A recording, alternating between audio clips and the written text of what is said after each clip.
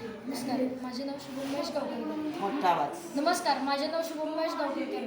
मी Malkapur high school Malkapur या शाळेतील विद्यार्थी आहे. आज मी तुम्हाला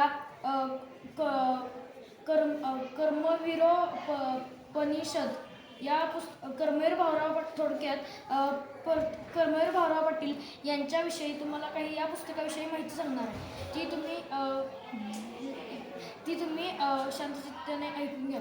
सर्वप्रथम मुखपृष्ठावरील आपल्याला सर्वात आधी कर्मवीर भाऊराव पाटील यांची जी संस्था आहे त्या संस्थेचा लोगो व त्यांचं ब्रीद सुद्धा दिलेलं आहे.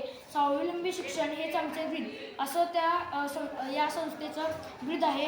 त्यासोबतच या पुस्तकावर कर्मवीर भाऊराव पाटील यांच्या संस्थेचा लोगो सुद्धा दिलेला आहे व इथे त्यांचा बैठ्या अवस्थेमध्ये त्यांचा फोटो इथे आपल्याला दिलेला आहे. या पुस्तकाचे लेखक पी.जी. पाटील आहेत. Barrister PG. पाटील आहेत. त्या